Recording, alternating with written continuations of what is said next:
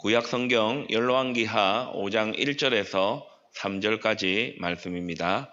구약성경 568페이지에 있습니다. 구약성경 열왕기하 5장 1절에서 3절까지 말씀입니다.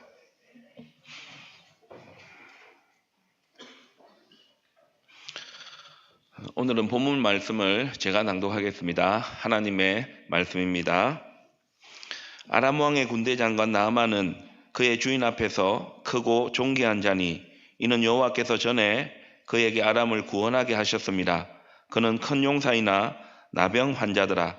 전에 아람 사람이 떼를 지어 나가서 이스라엘 땅에서 어린 소녀 하나를 사로잡음에 그가 나아만의 아내에게 수종들더니 그의 여주인에게 이르되 우리 주인이 사마리아에 계신 선지자 앞에 계셨으면 좋겠나이다.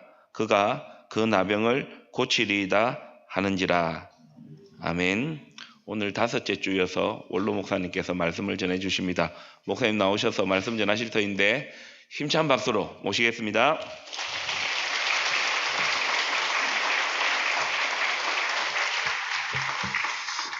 할렐루야. 좋으신 하나님께서 우리 산부에 참석한 성도들 가정에 또 개인적으로 행복하시고 좋은 일 많게 하시기를 축복합니다. 여러분들 얼굴에 은혜가 충만한 거 보니까 우리 강 목사님이 목회를 잘 하시는 것 같아요.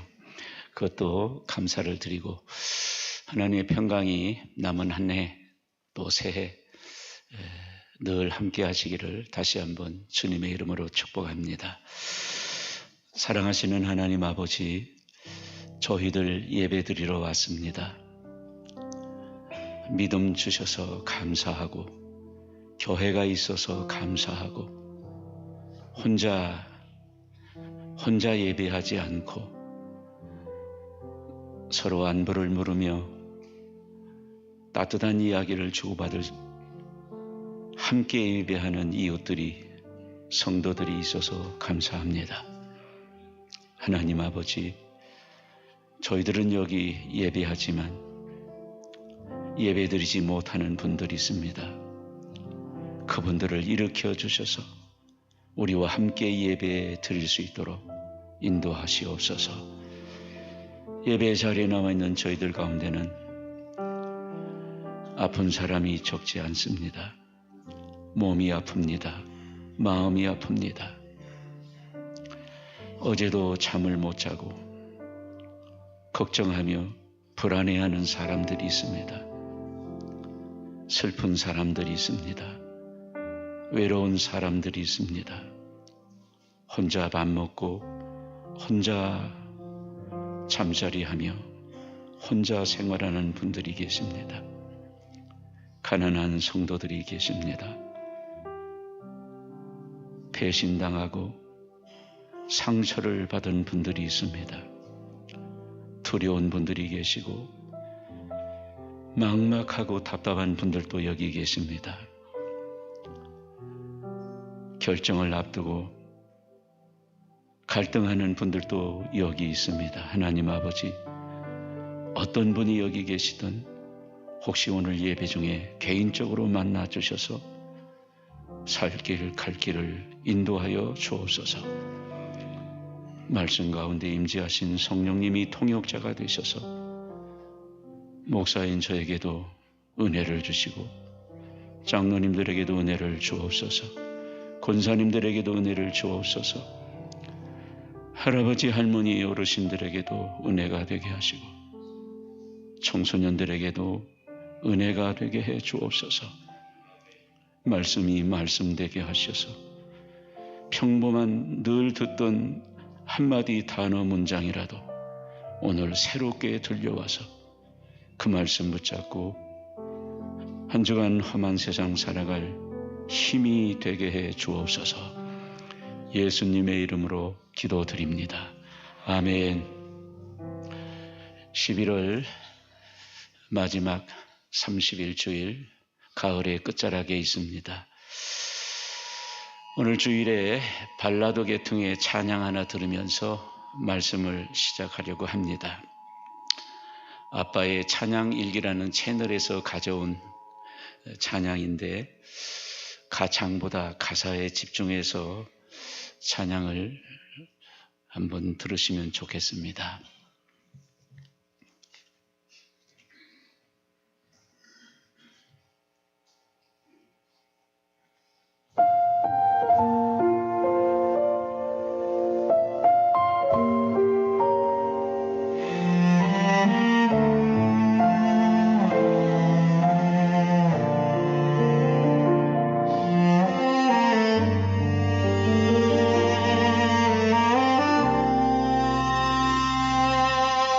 하루가 더 버겁게 지나가요. 숨 쉬는 것도 살아있는 것도 왜 이렇게 아픈 일인가요? 기도해도 아무 일도 일어나지 않아요.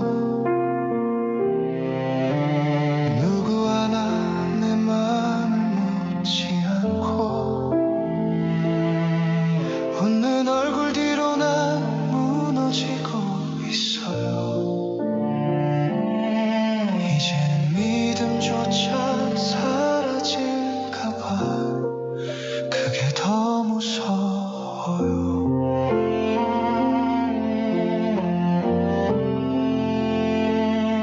주님 왜 이렇게 조용하세요?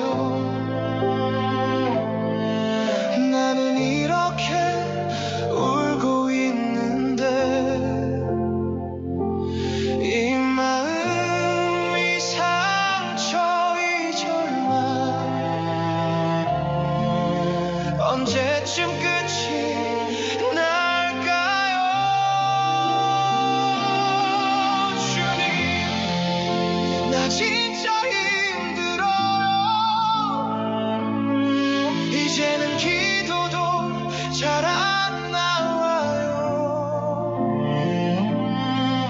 그냥 조용히 울다가 그냥 또 하루가 지나가요.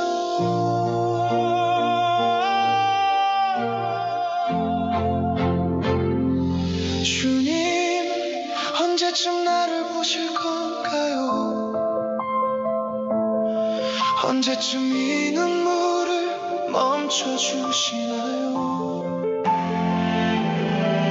버티는 게 믿음이라면 이제 나는 거의 끝에 있습니다. 그런데 이상하죠, 이 아픔 속에서도 내 입술이 아직도 당신을 부르고 있네요. 그래도 나는 믿습니다. 이 눈물에도 이유가 있겠죠. 주님이 나를 버리지 않으셨다면 언젠가 웃게 하시겠죠. 그래도 나는 믿습니다. 끝이 아니라 주의 시간이겠죠. 내가 다 무너져도 괜찮아요. 주님이 나를 기억하시니까. 그래도 나는 믿습니다. 그래도 나는 믿습니다.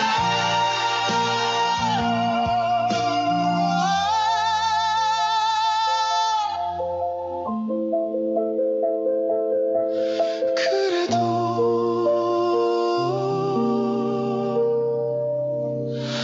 나는 믿습니다.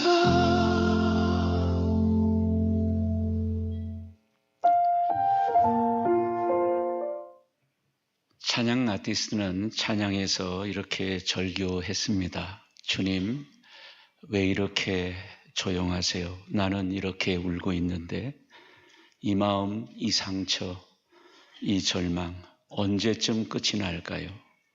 주님, 나 진짜 힘들어요.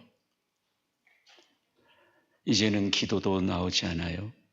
버티는 게 믿음이라면 이제 나는 거의 끝에 있습니다. 그러나 찬양의 말미에서는 이렇게 고백합니다. 그래도 나는 믿습니다. 이 눈물에도 이유가 있겠죠. 언젠가 웃게 하시겠죠. 내가 다 무너져도 괜찮아요. 주님이 나를 기억하시니까 그래도 나는 믿습니다. 그래도 나는 믿습니다. 오늘 본문에도 이 찬양을 부르는 사람이 있습니다. 어린 소녀 한 사람입니다. 그 소녀 나라에 전쟁이 일어났습니다. 다 폐허가 되었습니다. 소녀는 포로로 끌려왔습니다. 이 소녀에게 나라가 망하고 가정도 망하고 자신의 미래조차도 산산조각이 났습니다. 다 무너졌습니다. 그럼에도 이 소녀는 그래도 나는 믿습니다. 이렇게 찬양하면서 긍정과 때로는 감사로 살아가고 있습니다. 주님의 기쁨이요 소망인 사랑하는 보암제일교회 청소년 여러분, 교우 여러분, 나 진짜 힘들어요. 이 찬양이 혹시 오늘 여러분의 심정이 아닌지 모르겠습니다. 오늘 말씀은 2883년 전 한 어린 소녀의 이야기만이 아닙니다. 모든 것이 무너져버린 현실 앞에서 정말 나 힘들어요. 나 진짜 힘들어요. 울먹이는 저와 여러분 우리 모두의 이야기입니다. 제가 소녀에게 물었습니다. 그렇게 진짜 힘든 현실 속에서도 그래도 나는 믿습니다. 고백하며 살 수 있는 비결이 무엇인가? 그랬더니 두 가지를 간증해 주었습니다. 첫째는 난 원망거리도 섭리로 받았어요. 한번 따라 합시다. 난 원망거리도 섭리로 받았어요. 저 뒤에 두 사람이 안 따라서 해서 한번 다시 하겠습니다. 난 원망거리도 섭리로 받았어요. 오늘 본문 2절 말씀 보시기 바랍니다. 같이 읽어볼까요? 전에 아람 사람이 떼를 지어 나가서 이스라엘 땅에서 어린 소녀 하나를 사로잡음에 그가 나만의 아내에게 수종들더니 어린 소녀. 주석 혹은 성경학자들은 수종들 수 있는 어리다 그랬으니 아주 어린애는 아니고 수종들 수 있는, 그래서 10대 초반 소녀로, 10대 소녀로 이야기를 합니다.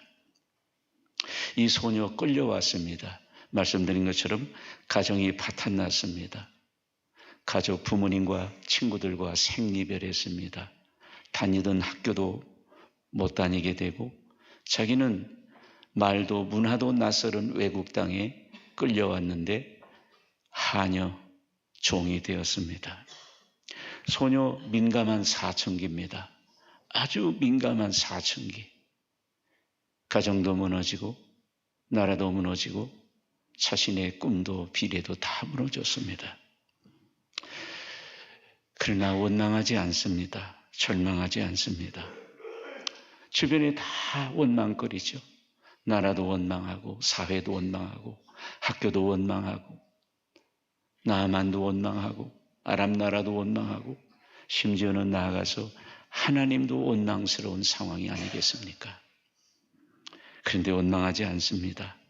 남은 음식을 먹고 쪽방에서 쪽잠을 자는 하녀 생활을 이어가는 중에도 원망하지 않습니다. 긍정적으로 삽니다.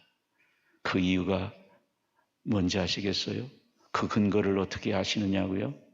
오늘 본문 2절 수종들더니라는 단어에 있습니다. 히브리 말로 수종들다는 말은 단어가 두 개 있습니다. 하나는 아바드입니다. 이것은 그야말로 억지로, 의무적으로 억지로 일하는 것이 아바드입니다. 또 하나는 샤라트입니다. 오늘 본문에 쓰여진 단어 샤라트입니다. 샤라트는 존경과 정성과 충성을 다해서 기쁜 마음으로 섬기는 것이 샤라트입니다.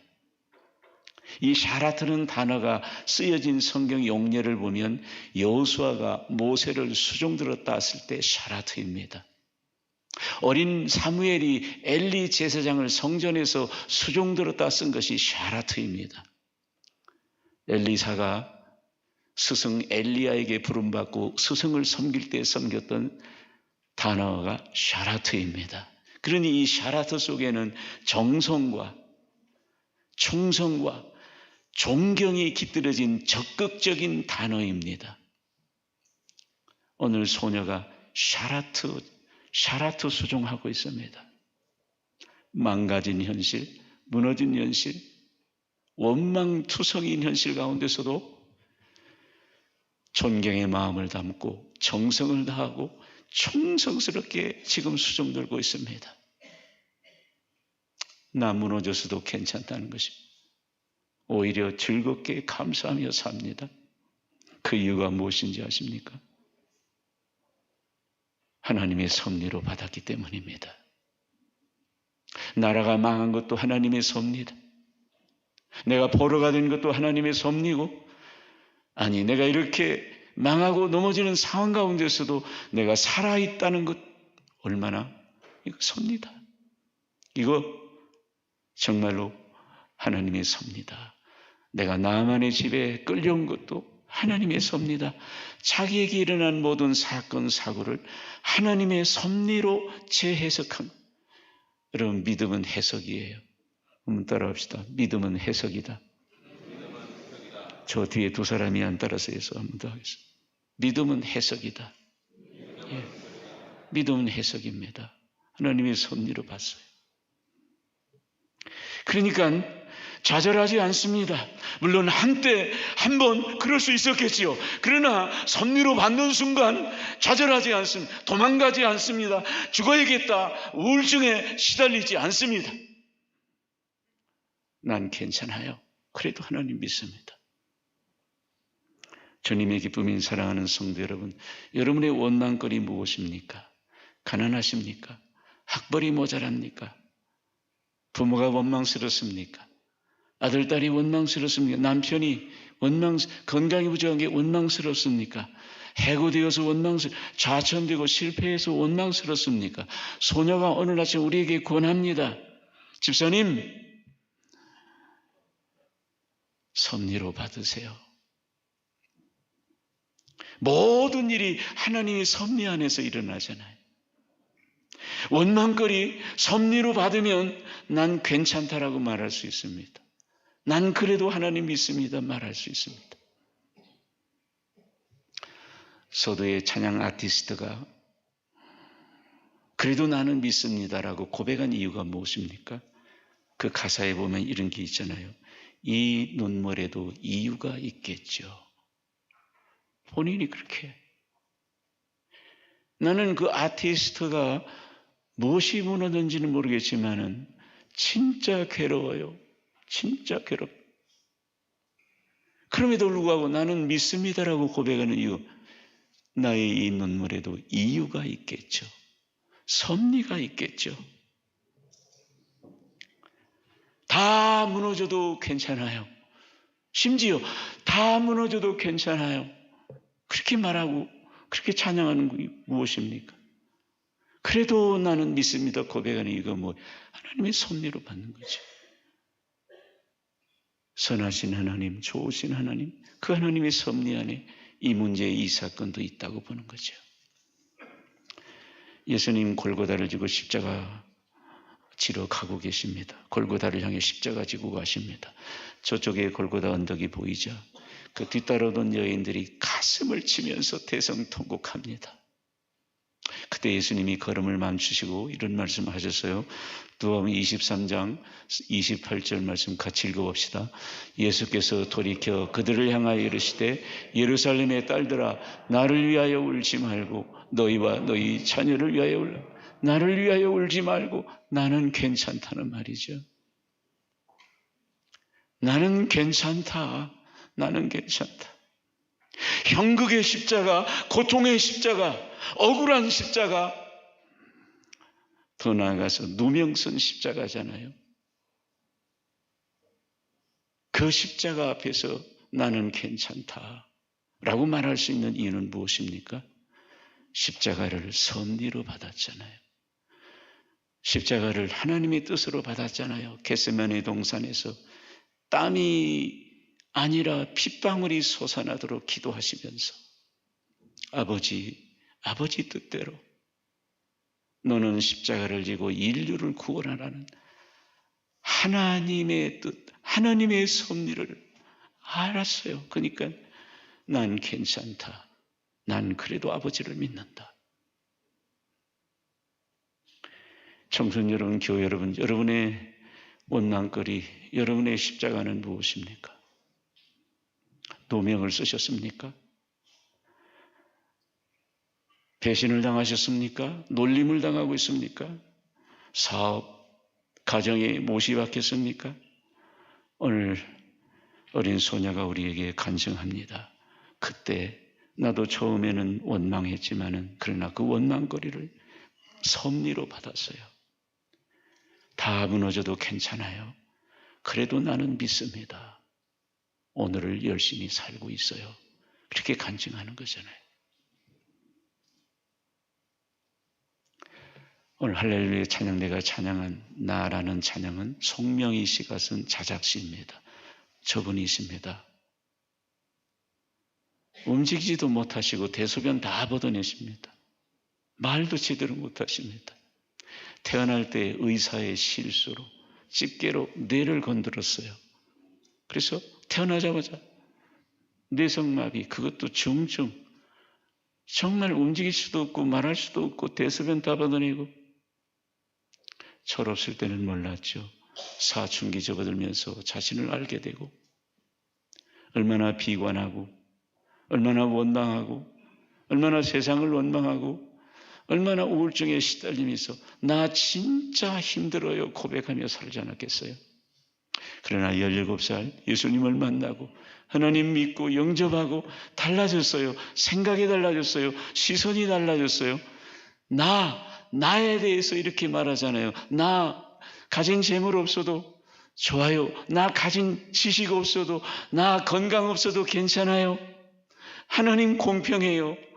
자기 자신을 그렇게 평가하잖아요. 뭐 때문일까요?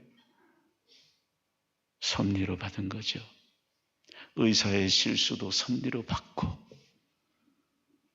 내가 태어나서 학교 한번 가보지 못해 방바닥에 누워 살았어도 하나님의 섭리로 받고, 하나님의 섭리로 받는 순간에 눈이 열리고 생각이 열리고 하늘이 열리는 거죠.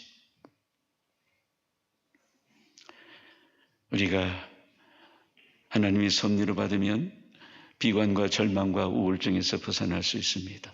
난 괜찮다라고 말할 수 있고, 그래도 나는 믿습니다 고백하면서 조금씩 담담하게 여유를 찾아가며 살 수 있습니다.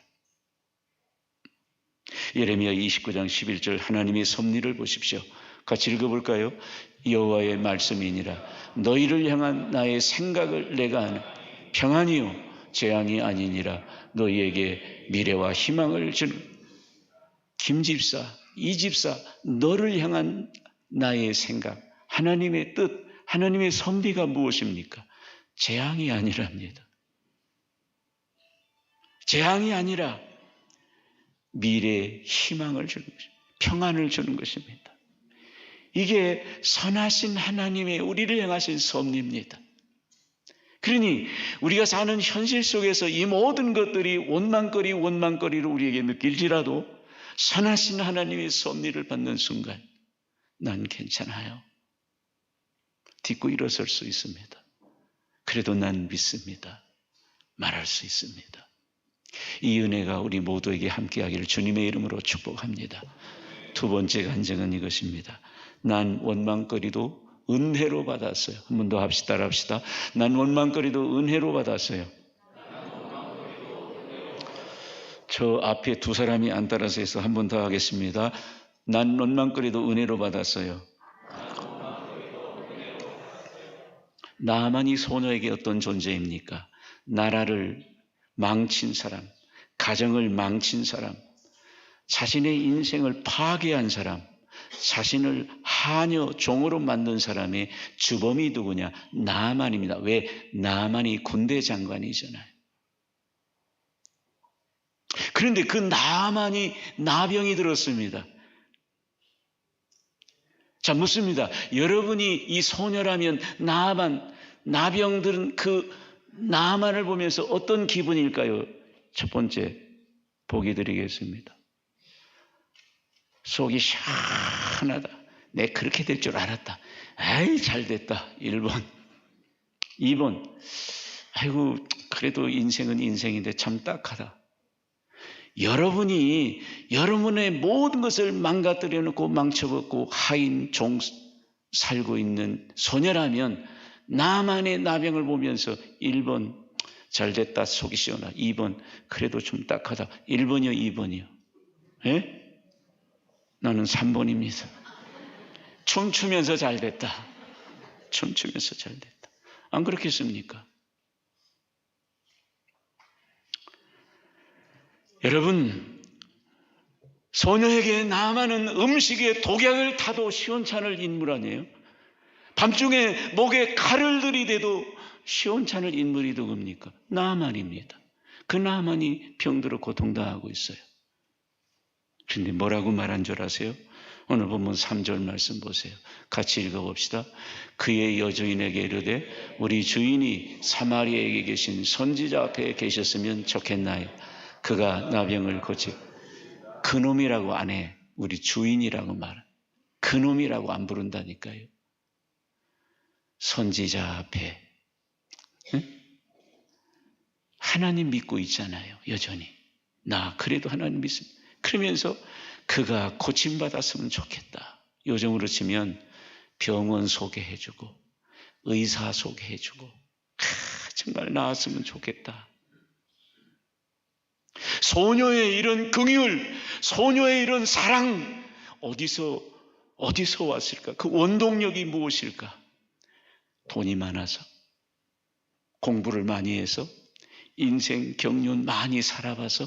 아닙니다. 10대 사춘기 소녀입니다. 이런 삶의 비결이 어디서 왔어요? 은혜로 받은 거예요. 은혜. 하나님의 은혜다. 나라가 망한 것도 어떻게 보면 하나님의 은혜고, 내가 포로가 된 것도 은혜고, 다 뒤돌아보면 내가 하녀가 된 것도 은혜고, 많고 많은 집에 저 나만 집에 있는 것도 은혜고, 여러분 은혜가 여러분 생각에 승진하고 성공하고 합격하고 승승장구하고 부자되고 집 사고 이것만이 은혜가 아니에요. 하나님 안에서 일어나는 모든 일은 은혜인 줄 믿으시기를 바랍니다. 은혜로 생각하니까 눈이 열리는 거예요. 시야가 열리고 마음이 열리고 보는 시선이 바뀌는 겁니다. 주님의 기쁨인 성도 여러분, 여러분의 원망거리 무엇입니까? 망하셨습니까? 포로가 되셨습니까? 여러분도 소녀처럼 어느 날 하인이 되셨습니까? 여러분의 나아만은 누구입니까? 여러분을 공격한 아람은 누구입니까? 무엇입니까? 어떤 원망거리도 은혜로 받으면 더 이상 그것은 우리의 고통과 상처가 아닙니다. 그래서 우리는 난 괜찮아요 말할 수 있습니다. 오늘 저녁에 손경민 목사님 오신다고 들었습니다. 오늘 저녁에 많이 들어오세요. 손경민 목사님이 1981년생입니다. 나이가 많지 않습니다. 그런데 그분의 그 삶을 제가 인터넷에서 보니까 정말 고통스럽고 가난과 어려움 속에 자라더라고요. 어릴 때 가정이 파탄났어요. 초등학교 4학년 때 신문을 돌렸답니다. 그리고 그 이후에 내가 여기서 다 하면 안 되니까 오늘 저녁에 와서 좀 들어보세요. 결론은 이겁니다. 그때는 너무 힘들고 너무 그랬지만은 지금 와서 보니까 다 하나님의 은혜였다. 그래서 그가 쓴 곡이 은혜 아니에요. 대폭이 아니에요. 모든 것이 은혜, 모든 것이 은혜. 그게 자기 간증이에요. 우리가 원망거리도 당신은 절망, 아픔, 고통, 눈물, 힘들고 그러나 그걸 은혜로 받는 순간이 달라진다니까요. 여러분, 사도 바울이 가시에 찔렸다고 고백했잖아요. 보세요. 고린도후서 12장 7절 이하의 말씀. 내 육체의 가시 사탄 찔렸다. 그래 하나님 앞에 기도했더니 하나님이 뭐라고 말씀합니까? 내 은혜가 내게 족하다. 그랬더니 그 가시를 이제 기뻐한다 하는 것이 자기의 간증입니다. 가시, 나무 가시 그런 거 아니에요. 원문상으로 저기 가시라는 그 헬라 원문상으로는 말뚝이에요. 말뚝. 그러니까 얼마나 큰 고통, 얼마나 큰 아픔이겠어요. 가시가 아니라 말뚝이 자기 육체 밖에 있을 만큼 고통스러운 문제였어요. 그래서 하나님 앞에 기도했잖아요. 하나님, 이 가시 좀 뽑아주세요. 그랬더니 하나님이 하시는 말씀이 그 가시가 아니야. 난 네게 준 은혜란다. 은혜라고 말했어요.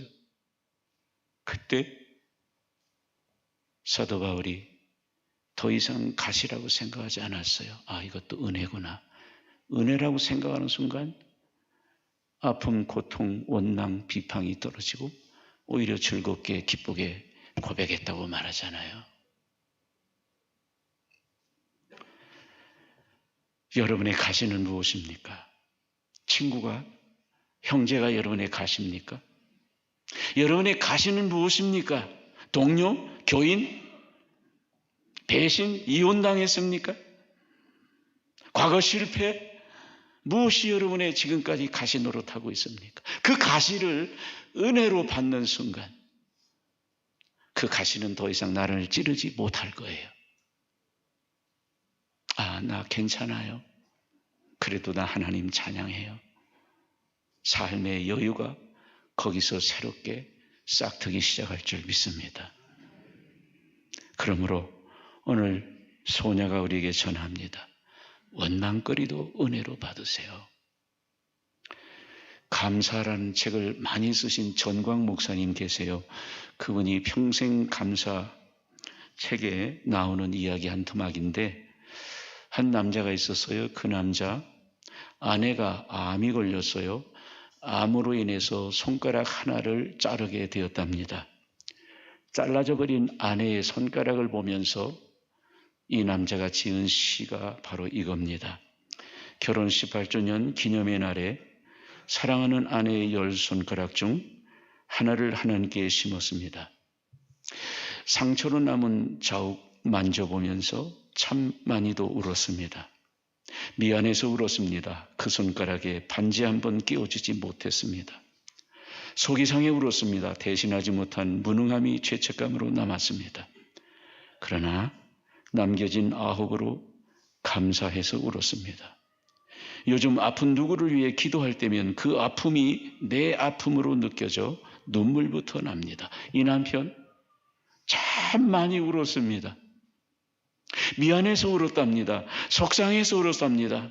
정말 많이 울었답니다. 그러나 마지막에 뭐라고 고백합니까? 감사해서 울었답니다. 왜 감사해서? 손가락 하나가 부러졌는데 왜 감사해서 울었다 합니까? 아픔을 은혜로 받았기 때문입니다. 아픔이 왜 은혜입니까? 자기 시에서 고백했잖아요. 그 아픔이 내 아픔으로 느껴져. 아내의 손가락이 잘라지지 않았을 때는 그들의 아픔, 그 집사의 아픔, 그 성도의 아픔이 내 가슴에 전달되지 않았습니다. 그러나 아내의 손가락이 부러진 그 아픔을 절절히 느낀 그 아픔이 이제는 그 아픔이 내 아픔으로, 그들의 아픔이 내 아픔으로 절절히 느껴오더라는 겁니다. 그래서 이런 은혜를 주신 하나님께 감사해서 울었답니다. 우리가 원망거리, 불평거리, 아픔거리를 은혜로 받으면 슬픔과 원망의 눈물이 감사의 눈물로 바뀔 줄 믿습니다. 오늘 찬양 아티스트도 그랬잖아요. 하나님, 나 진짜 힘들어요. 그런데 왜 그래도 나는 찬양합니다, 고백합니까? 가사에 이렇게 말했잖아요. 이유가 있겠죠. 나의 눈물에도 이유가 있겠죠. 그걸 섭리로 받고 은혜로 받았다는 증거잖아요. 사랑하는 성도 여러분, 원망거리도 은혜로 받는 여러분 되시기를 바랍니다. 그러면 우리가 조금 담담하게 발걸음을 옮길 수 있고, 거기서 조금 더 나가면 평범하게 감사하며 살 수 있고, 그러다 보면 우리의 슬픔의 원망의 눈물이 감사의 눈물로 전이 될 줄 믿습니다. 로마서 8장 28절 말씀 보세요. 같이 읽겠습니다. 우리가 알거니와 하나님을 사랑하는 자 곧 그 뜻대로 부르심을 입은 자들에게는 모든 것이 합력하여, 여기서 정의한 것은 모든 것 선입니다. 모든 것. 소녀 입장에서 보면 전쟁당하고 패망하고 포로당하고 한여가 되고 종살이하고 이 모든 것이 합력하여 선이 된다. 결국은 유익하게 하실 것이다. 그래서 우리 앞에 일어난 모든 것들, 정말 나 진짜 힘들어요, 힘든 문제들 은혜로 받아야 되는 거죠. 또 은혜이기도 하고요. 이 사실이 여러분에게 위로와 힘이 되기를 축원합니다. 괜찮으시면 잠시 눈을 감으시고 머리를 숙이시고 오늘 말씀을 잠시 묵상하고 마치겠습니다. 서두에서 찬양 아티스트는 이렇게 절규하며 외쳤습니다. 주님, 왜 이렇게 조용하세요? 나는 이렇게 울고 있는데. 이 마음, 이 상처, 이 절망 언제쯤 끝이 날까요? 주님, 나 진짜 힘들어요. 이제는 기도도 잘 안 나와요. 버티는 게 믿음이라면 이제 나는 거의 끝에 있습니다. 하지만 찬양 말미에서 이렇게 노래합니다. 그래도 나는 믿습니다. 이 눈물에도 이유가 있겠죠. 언젠가 웃게 하시겠죠. 내가 다 무너져도 괜찮아요. 주님이 나를 기억하시니까. 그래도 나는 믿습니다. 그래도 나는 믿습니다. 아람 나라의 포로로 끌려온 소녀, 이 찬양을 불렀습니다. 나라가 무너지고 가정이 무너지고 미래가 다 무너졌습니다. 그래도 나는 믿습니다. 고백합니다. 담담하게 긍정과 감사로 오늘을 살아가고 있습니다. 주님의 면류관인 성도 청소년 여러분, 오늘 찬양이 여러분의 심정인가요? 나 진짜 힘들어요, 주님. 오늘 말씀은 2880년 전 소녀만의 이야기가 아닙니다. 무너진 현실 앞에 나 진짜 힘들어요 울먹이는 저와 여러분의 이야기입니다. 소녀에게 물었습니다. 다 무너진, 그래도 나는 믿습니다 고백하며 여유있게 살아가는 그 비결이 무엇인가?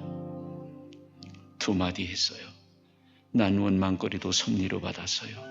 난 원망거리도 은혜로 받았어요. 주님의 소망이신 청소년 교회 여러분, 이제 예배 마치고 우리 세상을 향해 나갑니다. 그러나 여전히 버거운 발걸음일 수 있습니다. 하지만 기억합시다. 하나님이 살아계십니다. 하나님이 여러분과 함께 하십니다. 그러므로 원망거리도 섭리로 받읍시다. 원망거리도 은혜로 받읍시다. 그래서 나는 그래도 믿습니다. 이 고백과 함께 담담히 감사하며 살아가길 예수님 이름으로 축원합니다. 귀하신 하나님 아버지, 말씀 가운데 찾아와 주시오니 감사합니다. 오늘 성도들 가슴에 떨어진 말씀의 씨가 싹이 나고 꽃이 피고 열매 맺도록 성령님 도와주시옵소서. 예수님 이름으로 기도드립니다. 아멘.